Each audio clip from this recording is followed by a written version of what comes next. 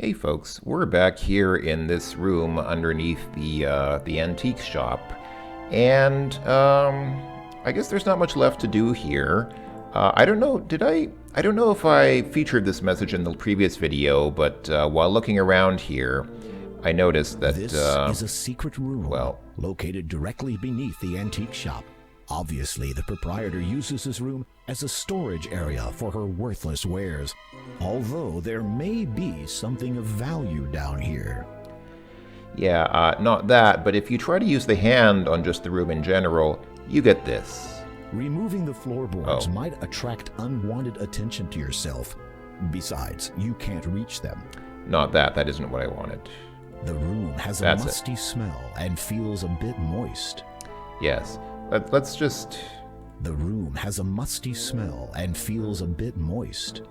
Okay, I guess I just have a very dirty mind because I immediately, well, anyway. Okay, I think we've already done everything that we need to do here. We got the red carpet from here, and we read this letter on the table. Everything else here is pretty much just window dressing. Oh, and of course we got the Fountain of Youth from, well, fountain, the Potion of Youth, or Elixir of Youth, or whatever, from this, from where it fell down here, through that hole in the floor up there. But a couple of viewers did point things out in the previous video. Among them, remember how I Paper. was not quite able to correctly interpret the... oh wait, not this. The letter. That's not it. Where was the... where was the thing that Cautiously, you open the trapdoor ever so slightly and peer into the room above. Agatha is nowhere to be seen. You make your exit from the basement. Where's the note from the lamp now? What did Graham do with it? I forget, because when we read the note from the lamp, remember I was having a hard time figuring out the genie's name. I was not able to interpret the genie's name. As somebody pointed out, the genie's name is actually an anagram of Robin Williams, which of course makes sense because Robin Williams was, one of his best known roles was the genie in Aladdin. And similarly, the red carpet, when we picked it up, it had a tag on it saying Al-Din, and then the game mentioned maybe there are some faded letters in that name. Well, of course, that is, once again, Aladdin. So that's all pretty obvious. So I guess we should... You close the trapdoor again before you leave. Good idea, even though Angelina's probably dead. So I guess what we want to do is try using that magic carpet. But before we do that, one other viewer did point out one other thing that you can do. Can I go through here? No, I guess not. It's not really a big thing, but...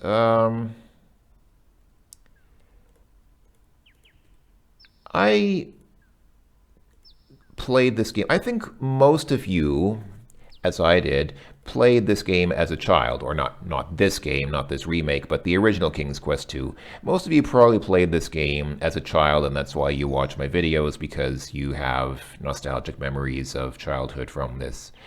So if you were a child in the 80s when this game came out, as I was, then that means you were a teenager in the 90s, and perhaps that's around the time when you started getting into music, and you know, the popular music that that people start listening to when they're teenagers.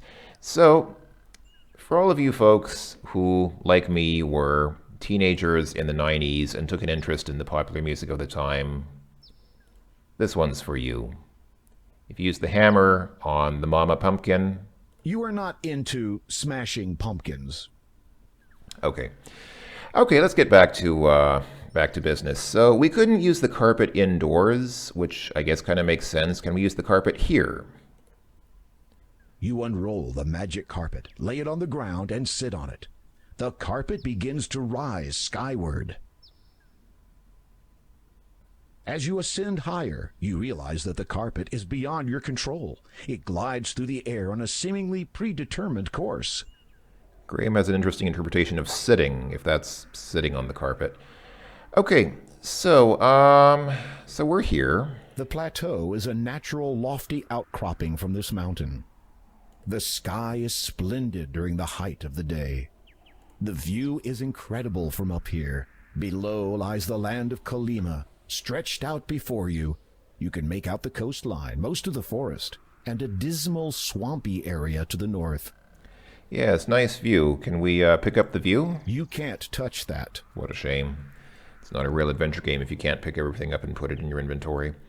All right, let's see. So it's not necessarily obvious, but yeah, you can go to the right from that area. It's a little hard to tell because there are so many trees. You wouldn't necessarily think from looking here that you can actually walk through here, but I guess you would assume that, I mean, what else can you do here? There's not much to do here on this plateau except look at the trees and the rocks. 2 large boulders are balanced precariously on the cliff edge. Am I supposed to knock one of them off like in Space Quest 5? No amount of effort on your part will move the heavy boulders. I guess they're not that precariously balanced. Okay, well, let's come back here. And just as in the original King's Quest 2, there is a snake. A snake blocks your path to the east. It appears to be about 10 feet long and is coiled up, ready to strike. And yes, of course, everybody wants to say something like, a poisonous snake. But I think that joke got old about 20 years ago, or... Wait, when did King's Quest 5 originally come out? I think even more than 20 years ago. It got old a long time ago, but let's see. So we're at the snake. Can we pet it? You bravely approach the snake with your bare hands. Attaboy, Graham. The snake lashes out, striking with precision. Its lethal venom kills you instantly. Your history. Very amusing. I like that death message. How does the snake venom kill you instantly anyway? I mean, doesn't it need to circulate through your bloodstream? This is another one of those questions that one of these weird scientific questions that I always end up asking whenever I make these videos.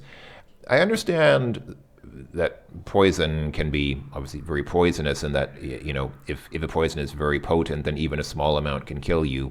But if a snake just bites your leg or something, you don't die from something happening to your leg normally. You die because it has to circulate through your system. So it has to reach your heart or your brain or some other organs. You don't just die because the venom's in your leg. So I don't really see how it can kill you instantly. But what do I know? I'm not a doctor. Can we talk to the snake? The snake only communicates in hisses. Okay. So what do we do here? Let's see.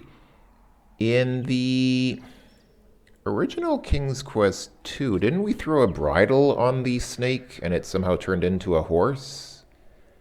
I seem to recall it was something like that. Or did we give it a sugar cube and it turned into... No, I think you get the sugar cube from the horse. I don't remember now. But we don't seem to have... We don't seem to have a bridle or a sugar cube. I'm going to assume, just as in the original game, that I can attack it. You could simply kill the snake, but something about its presence up here is a little strange. Oh? You could simply... Okay. So unlike in the first game, this game doesn't let you take the easy and obvious way out. Okay, fair enough. Can I attack it with the fence picket? The snake does not care about your possessions. Well, I wasn't really offering it to him, but okay. Is there something else I can use on the snake? Can I, what about this thing with the symbols of the elements on it? The snake... No. The needle, pierce it with the needle. Well... The snake... Yeah, I guess that wouldn't make much sense, would it? Polish it with this, with the cloth. The snake... Okay. Well, I don't know, man. Hit it with the hammer, but that's also... You could simply kill... Yeah, okay. Offer it a flower. The snake... A brooch. The snake... No. Oh, the net. Trap it with the net. The snake does not... No. Darn it, I thought that would work for sure. Oh, make the snake into a baby. Make it into a harmless baby snake with the potion of youth. The snake... No? Okay.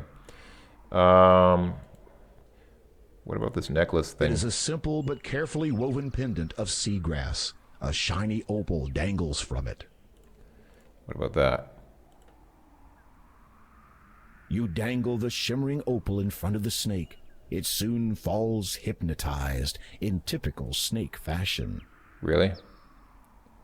Are we supposed to know that that hypnotizes the snake? The snake is presently hypnotized.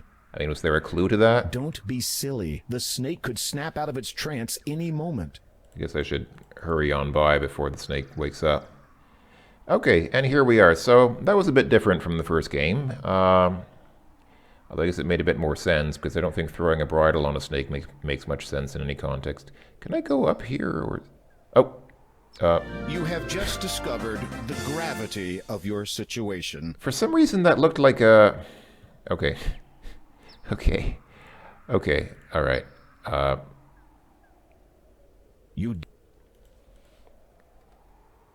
Look, doesn't this look like a path? Because it looks like there's this leading up there, and then it looks like it kind of goes over the hill and down somewhere, but okay. All right, fair enough, and I guess I die if I fall down here. It seems to be a log. Okay. There's nothing under the log, so don't bother moving it. All right.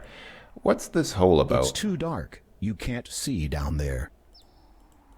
You reach into the cavity and feel around. What is this? You've discovered a button hidden inside the rock. You press it and wait to see what happens next. In an instant, a man stands beside you. He appears to be somewhat of an adventurer, much like yourself. Greetings. I am King Graham of Daventry. The newcomer nods in greeting. Without a word, he respectfully appraises you. You notice about him the manner of one who has only recently learnt the meaning of heroism. From where do you hail, good sir? The man opens his mouth to answer, but then pauses to consider that question. Evidently deciding that irrelevant exposition would serve neither party, he casually gestures to the hole in the rock behind you. Might I inquire something of your identity? After a brief search of his own person, the man pulls out a scroll card and hands it to you. You unroll it, and it reads, "Having fulfilled the requirements in accordance with the statutes of the famous Adventurers Correspondence School, the bearer is a qualified would-be hero." The man also shows you a medallion. Upon it are the words, "Hero of Spielberg." You reverently return the scroll to the man. You don't say much, do you? With a sigh of resignation, the man shakes his head silently. Surely you might speak to me of your adventures.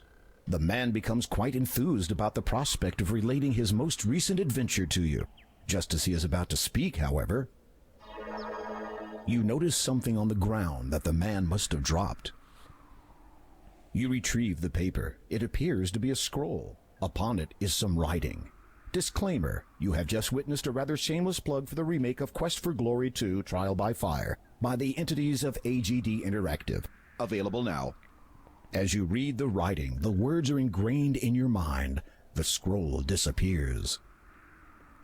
So, continuing the tradition, because I think in the PC version of King's Quest 2, you get a plug for a Space Quest game.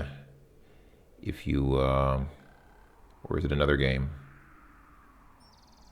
I think it was Space Quest. I forget now what game you get a plug for, but I think it was Space Quest. And then in the Apple IIgs version of King's Quest 2, you get a plug for King's Quest 3. So now they give you a plug for King's Quest for Glory 2, or rather the AGD remake of Quest for Glory 2. By the way, many people still ask me what's going on with my aborted Let's Play of that game, the AGD remake of King's Quest 2, which I stopped about 5 years ago, and it is sort of still in limbo. I'm thinking of getting back to it someday, but it's just not really a priority for me right now because I wasn't getting along very well with that game, as many of you might remember. So I decided to let it rest for a while and come back to it when I'm in a better frame of mind for it. Anyway, let's go ahead and see what's in this cave here. Can I? Oh, this is different. Oh boy, it's dark here. By the way, I know that plug was playing off the fact that the hero from the Hero's Quest and Quest for Glory games is kind of a silent protagonist, and it's mostly true that he is. He has very little dialogue in any of the games, but I remember specifically that when he's talking to Aziza, he does say a few very short lines. Like at one point he says, Just the facts, ma'am. And then I think at one point he asks, what's a pomegranate? So he has a couple of lines, but yeah, it's mostly true that he is a silent protagonist in those games. Anyway, A number of candles and dimly lit hanging lanterns adorn this small cave.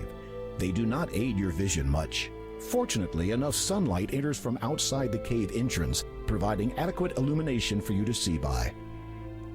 Don't bother trying to move them.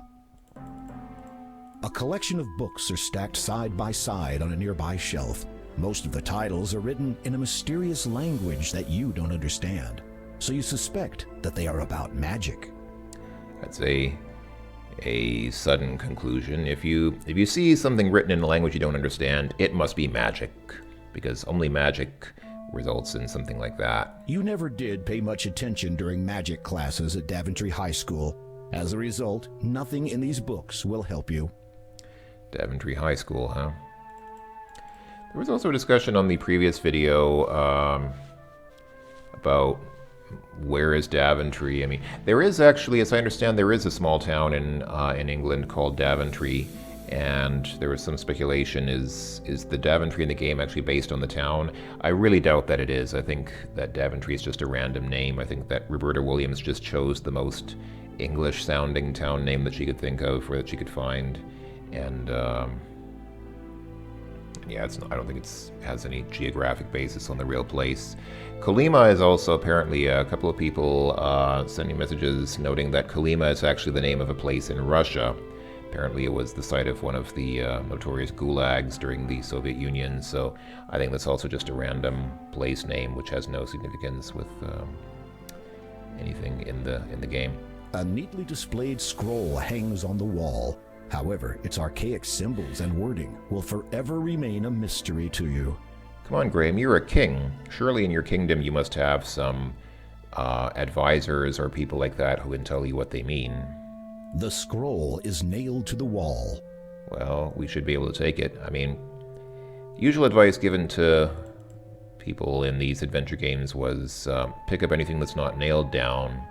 But even, I mean, if a scroll is nailed to the wall, you should be able to tear it off the wall still. Some incredibly valuable furniture has been placed here. You wonder how it is protected against the elements, as there are no obvious means of sealing the cave. Maybe magic? You have better things to do than to try out the furniture. Oh, really? Like what? Some incredible... As you had been expecting, this is your average, ordinary, run-of-the-mill cave. You are naturally surprised to see it is fully decorated and very well furnished. Seems like a contradiction in terms. First he says it's a very average and ordinary cave, and then he says he's surprised because it's furnished. Those two statements seem to contradict each other. Unless he means the cave itself is ordinary, but the furnishing is, I mean, I guess, depending on whether you consider the furnishing part of the cave. There is nothing for you to do there. Oh, that's what you think. A number of candles and dimly lit hanging lanterns adorn this small... Okay. Don't bother. All right. Is there anything down here? Some incredibly... This long staff looks magical in nature. Oh, that's what he said. Enchanter's staffs are very powerful objects.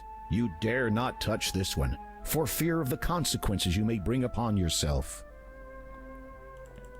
The cave is adorned with the most beautiful coverings you have ever seen. The material sparkles in the light from outside the cave. There's almost something unreal about this brilliant decor. You run your hand over the fabrics, feeling the remarkable texture between your fingers.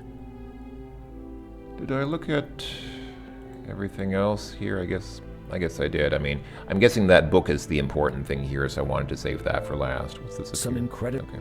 All right, let's look at the book. An ancient book lies open on the workbench. Though its pages are torn and faded, the cover is still a bright blood red. Ooh, sounds sinister.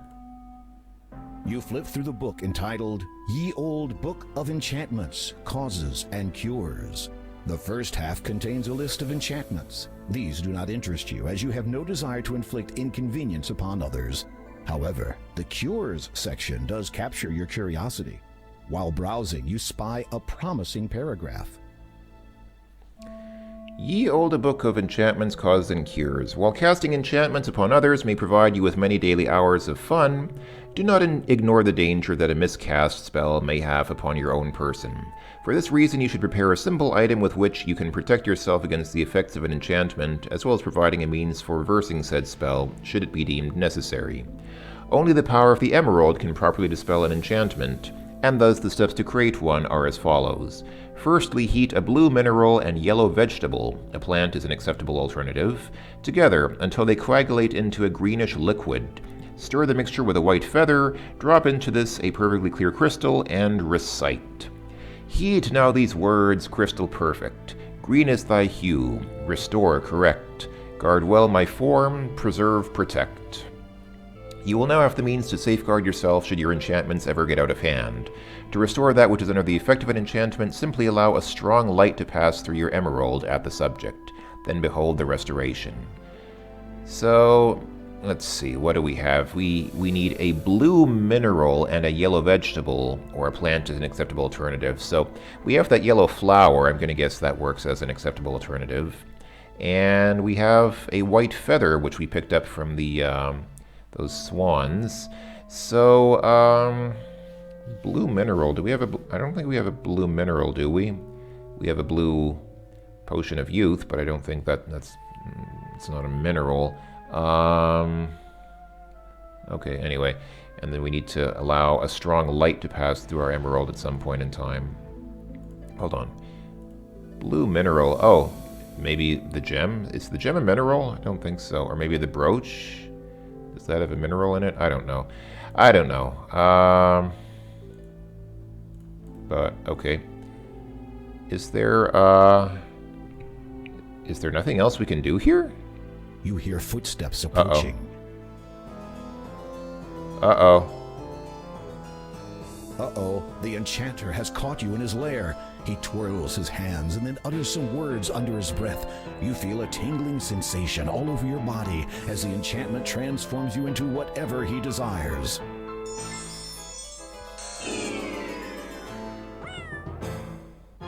What an enchanting encounter. Enjoy the rest of your life as his pet. I guess the sorcerer was a cat guy since he chose to transform us into a cat. Okay, well, I'm going to have to figure out what to do now because we didn't actually get anything here except some information out of that book, but is that all we... I mean, I'm kind of at a... I feel like I'm kind of at a dead end here. I don't really know what else to do because apparently I need a blue mineral. And I don't know what... don't